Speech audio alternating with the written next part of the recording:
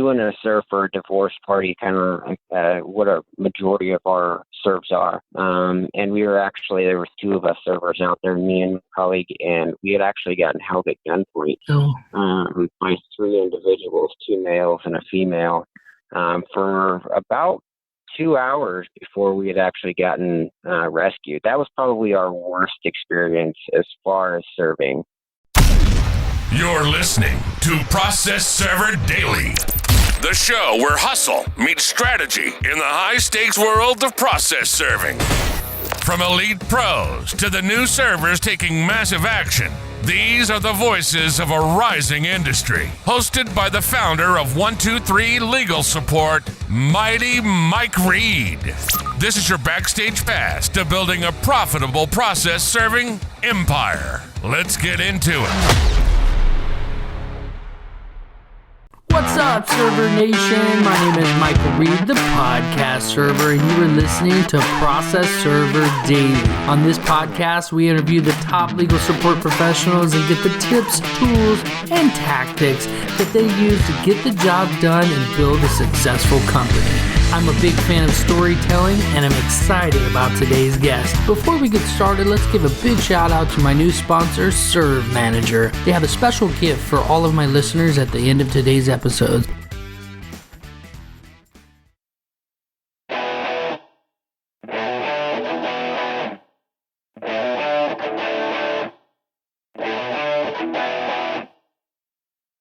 Okay, Server Nation, we are joined by the owner of OnTime Process Services located in Klamath Falls, Oregon. He specializes in skip trace investigation and serving hard-to-find individuals. Gary Clayton, welcome to the show. Thank you.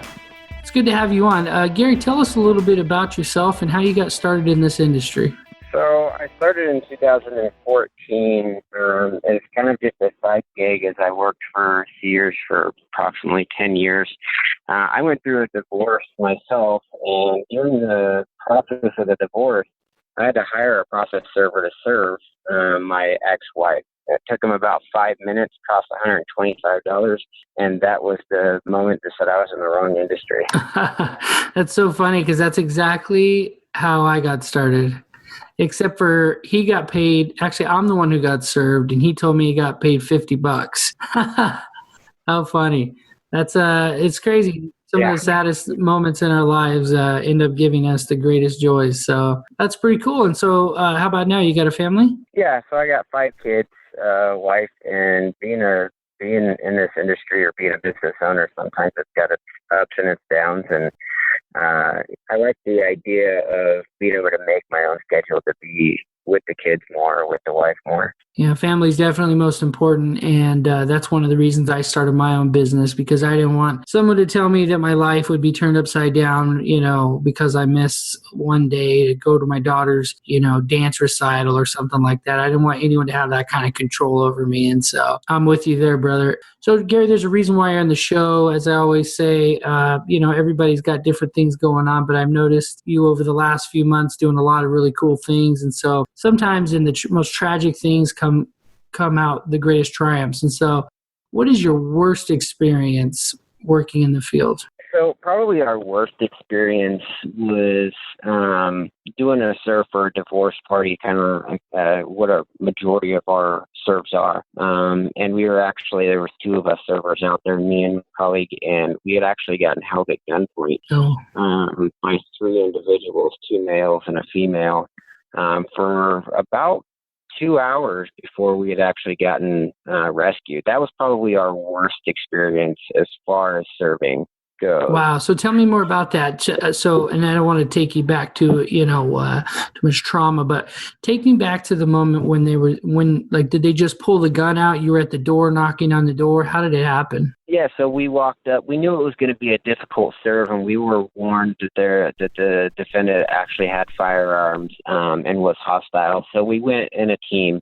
We knocked on the door. As soon as we knocked on the door, the defendant opened the door and had a pistol in his hand, right at both me and my colleague. We proceeded just to back out of the situation, but as soon as we backed out, 2 individuals come from around the side of the house. Both of them had pistols as well. So we were kind of trapped. I was able to reach down and hit real quick on my phone for dispatch. and I threw the phone into the bed of my truck, and it took them a little while to get out there to us, but we were pretty well trapped. They had us go around to the back of the house, and we were stuck there. Oh my gosh. Like, what do you think they were going to do? What were they saying? Well, there's so many things that go through your head at that time. We were both confident that we were going to get out safe.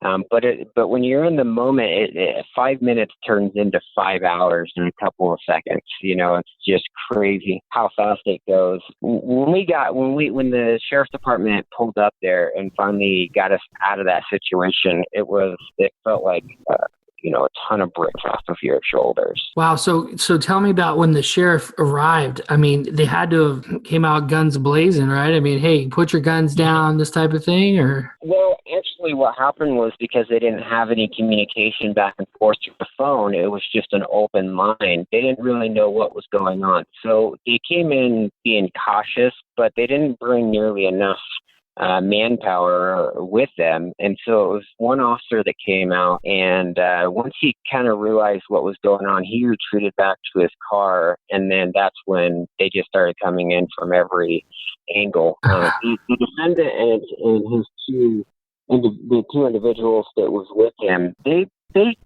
came to their senses fairly quick, put their guns down, and surrendered. Okay, good. Yeah.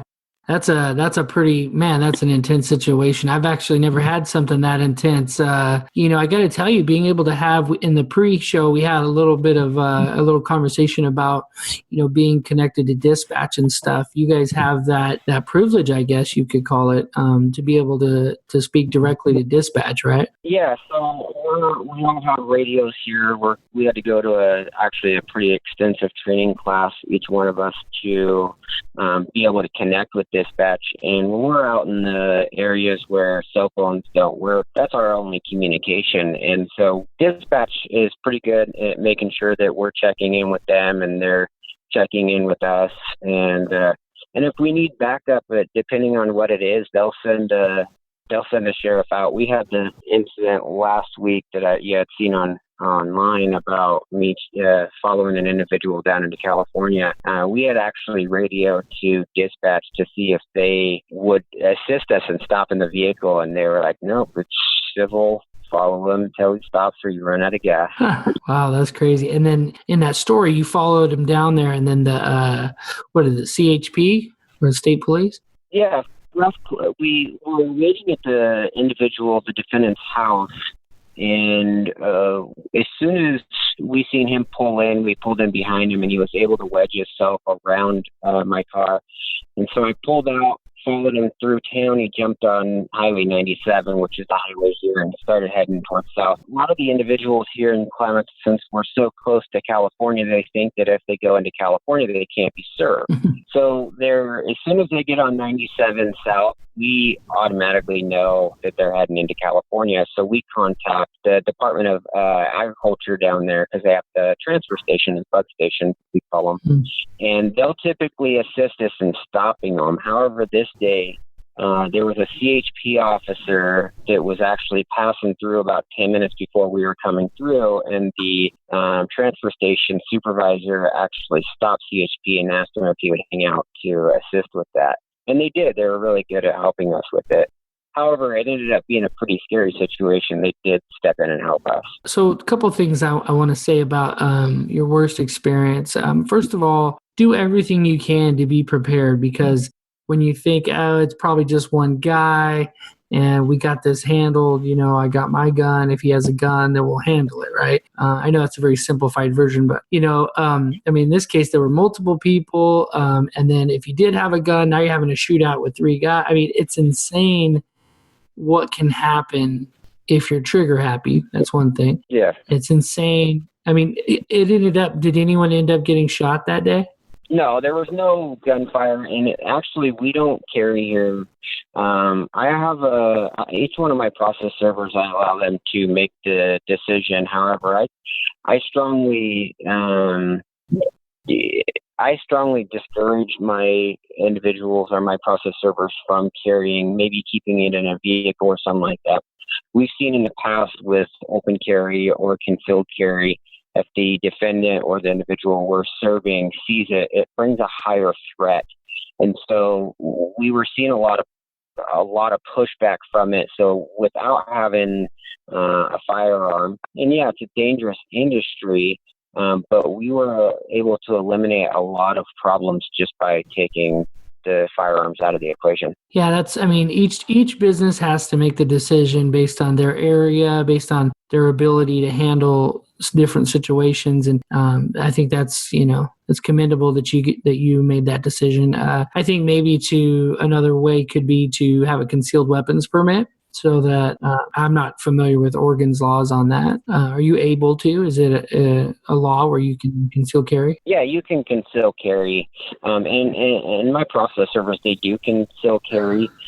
We just try to keep the intensity between a firearm and open carry at a bay. Well, what I get from your story most is be prepared and be cool and calm and collected. And then, to be able to get your phone like that and to hit it and throw it in the back of the truck the way that you did, I don't know that I could have or would have thought to do something like that. Because had you not done that, you'd have been at their mercy for who knows how long. Right. Yeah. And so the idea is that when we went into this, we were prepared because we had gotten word beforehand that the individual may act like this.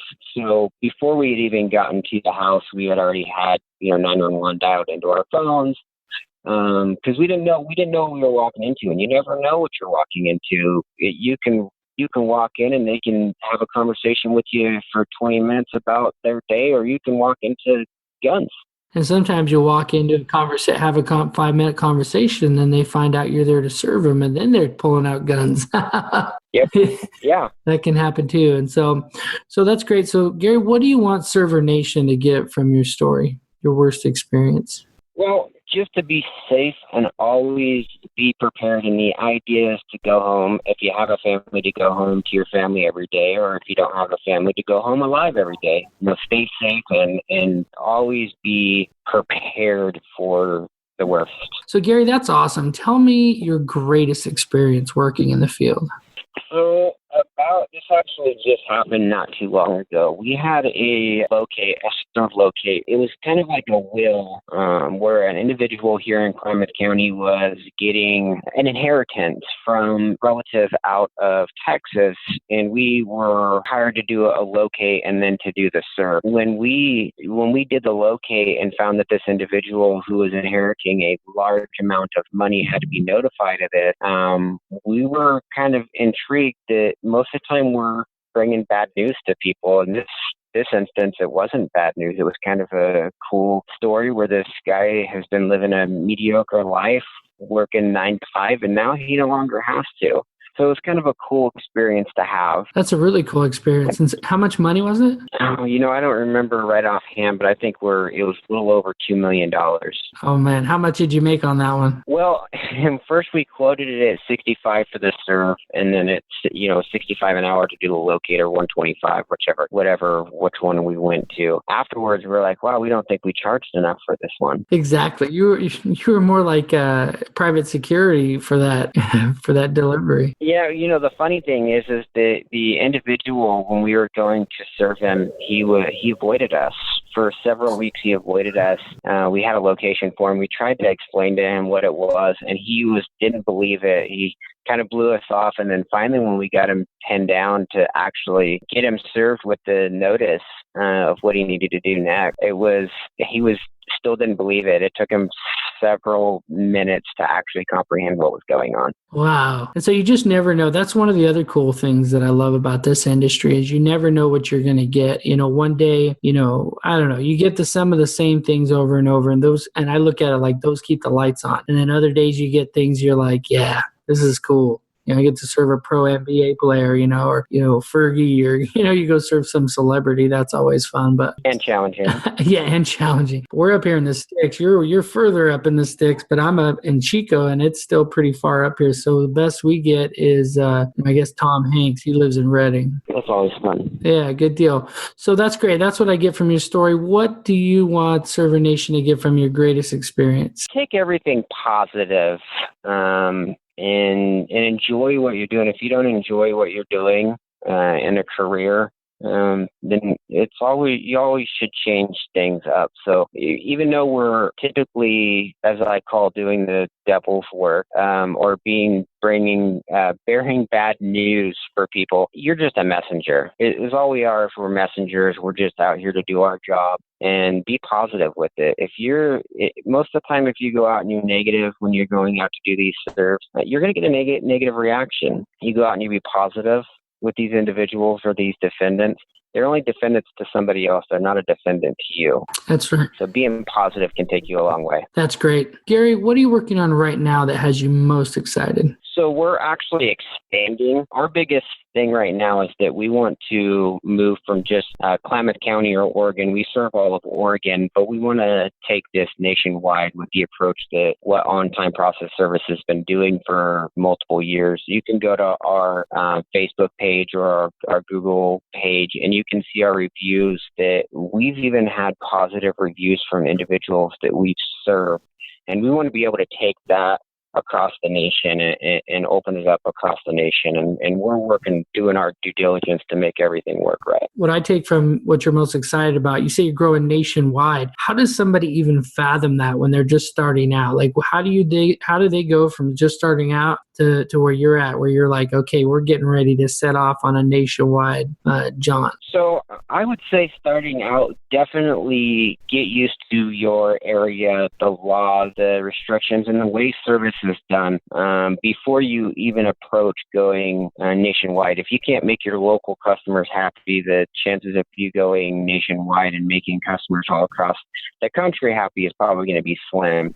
Know your area, know what you're doing, read, do a lot of research, reach out to mentors. NAPS is a very good platform for new process servers to reach out to and get the education that they need. That's great. Your local associations is also huge, reaching out to your local associations. Now, Gary, does Oregon have an association? Yeah, Oregon has the Oregon Association of Process Servers.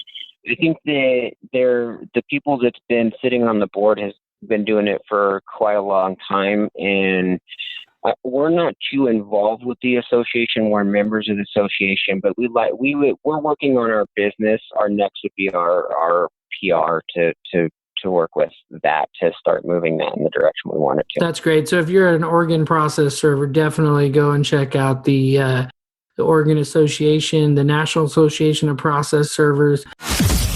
Hey, quick break from the episode to tell you about something that's changing the game for process servers across the country. It's called Mighty Process Servers. And yeah, you can join absolutely free. Inside, you'll get full access to every course, every download, and the educational tools that we use to help process servers build profitable companies. We meet every Tuesday at 1 p.m. Eastern for our live Mighty Mastermind call. Come join the conversation. You can connect with other professionals, post on the discussion board, direct message members, and become part of one of the most engaged communities for process servers. Don't wait. Go to mightyprocessserver.com and join today. Those who get verified get listed and start bidding on jobs same day. Now, let's get back to the show.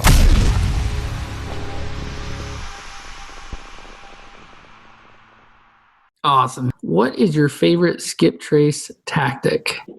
I would definitely say that we use court records a lot. Most of the defendants that we're trying to locate, at one point in time or another, they've either had a traffic violation or some type of a civil case, and you can pull a lot of information just from your local court record. I know Oregon is huge. We're set up with Taylor Hosting, which we get to pull all the records for that. And then of course we run plates. DMV is really good here. We can run plates. We can run names and first and last name with a possible date of birth, and they give us a lot of information from that as well too. Yeah, California's got it pretty locked up unless you have, I think there's maybe 500 certificates or something like that. It's very difficult to get that kind of information here. That's pretty cool that Oregon does that. Are you able to just search it right on the database, or do you have to call them? Or Yeah, so we have there's multiple different platforms. So you can for DMV we can call in. So if we're in the field and we have an individual who we believe is there, we have a car in the driveway, we'll run the plate right there, and if it comes back to that individual, we'll go up and confront them with that. We can call in, we can fax it in, or we have online. They'll have online access come 2000. I think it was 2020. They're going to go online for DMV. Court documents we can call, or we can access it online for court documents. Wow, that's really cool. So you're the first person who's come on the show and mentioned the court documents. So I want to dig it a little deep. I know this is a rapid fire round, but I want people to learn from it as well. So when it comes to a court document, do you go, so you get Michael Reid. How do you use the court documents? You search my name via the court record? Yeah, so we can pull up records with just a name, first and last name, and then we can kind of plug and play to see where it's at. It's not just putting in somebody's name and then you get just that individual, because there's a lot of Gary Claytons and there's a lot of Michaels out there. You have to pinpoint. If we have a small claims document we're serving, we can see that they have the small claim, so we can link it to that individual, and then we go back, and we had a hard to find individual. The credit union that we were looking for, they were trying to find this individual for almost a year, and then they contacted us. We put him into the court records, and come to find out he had a restraining order put on him a couple weeks ago. And so we were able to link the address to where he was served by the sheriff's department to link right back to him. So it was a very good tactic to be able to use that. And the credit union didn't have that information. What is your favorite skip tracing tool? Favorite tool, I like gunpoint, I think it is, or IDI. I like both of those programs. I really use I try to go for what is inexpensive first. There's actually a program out there called spyfly.com, and it's very inexpensive, and it gives you pretty good record information. Sometimes you have to look through and go through different things, but Spyfly was our number one platform that we used for a long time. What is your favorite tool for defense? So favorite tool for defense is one, our dispatch. Being able to reach out to dispatch, that's huge for defense for us. I don't carry a firearm, but I do carry a baton or asp. I carry a bear mace just in case, and also my flashlight. I have a high-powered flashlight, and if I'm serving at night, ain't nobody going to see me once that goes into their eyes. Is it like a spotlight? It's not really a spotlight. It's Bushnell. It's just a high-powered, high-lumens flashlight. What book would you recommend? The Naps book. That's what I would recommend. Yeah, that's a good one. No, that's a good one. It's actually kind of shocking that those books are huge, and they ship them out to all the members. What is the greatest advice you have ever received? So the greatest advice I have ever received, I have a mentor that's been in the industry for about 35 years that retired out, and I ended up purchasing his business from him just to basically let him out and take over his contracts that he had. And he said, always be pleasant. Always be pleasant to the person you're serving. Don't ever come at them with judgment. If you're judging the individual, it's not your place to judge. Whatever they're going through is their own deal. It's not your deal, so don't ever judge them. Yeah, Gary, that's perfect. Being able to go out and to be able to handle yourself well around people and not judging them. Okay, that's great advice. Gary, what parting piece of advice do you have for the struggling server out there where his business is circling the drain? What advice do you have for that server? Always pay, if you're outsourcing serves, always pay your outsourced companies in advance or fairly quickly. Customer service is huge. If you're making your customers or your clients happy, they're going to come back and use you every time. We're fairly expensive for our area, roughly $35 more than any other server in our area. But we have a majority of the business just because they can track our information online. We send them regularly updates, and they know that they can call and get one of us on the phone at any time of the day. I'm not saying answer your phone at 10 o'clock at night, but customer service is huge and it's key for this industry.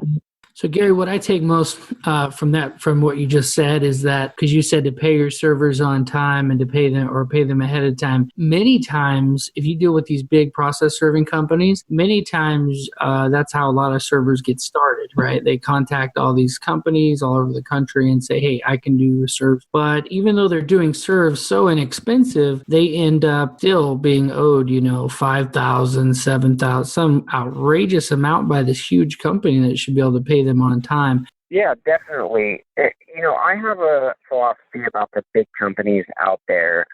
It's different for different areas. My area is small. We don't have a lot of people, a lot of process servers to choose from here. But if you're in a secluded area where you don't have a lot of competition, if you are not using those big companies, then that serve still got to be done. And if they can't get that big company to do that serve, who are they going to call? They're going to call you, and you're going to get that business, and you're not going to be paying the middle person. I started out doing serves for ABC and a lot of other ProVets and other big companies, and then I slowly kind of backed out because I was paying them for what I was going to do anyway. Hey, brother, one man's failure is another man's success. You got to capitalize on that stuff. So that's good, Gary. I really feel like Server Nation has gained a lot from this interview. Gary, what is the best way that we can connect with you, and then we can say goodbye? So you can go to www.ontimeproserve without the E at the end.com or 541-810-3411. Look up process servers for Oregon. We come up typically number one. Or if you want to get directly to me, call our office in Klamath Falls, 541-810-2172. I'd be more than happy to, if anybody's out there that's wanting to get into process serving or has questions about it, give me a call. I'll sit down. I'm all about working for yourself and mentoring with the information that I have. Gary, I want to personally thank you for being on the show today. I've been impressed with your story, and I'm excited to share it with the world. Thank you, Michael, for having me on the show. It was a pleasure. Until next time, Server Nation, you've been served up some awesomeness by OnTime Gary and Mighty Mike, the podcast server. Don't forget to get your free 14-day free trial of Server Manager. And if you like it, you get another 60 days for free, Server Nation. Even if you love your current software, you should at least check it out. ProcessServerDaily.com/Server Manager.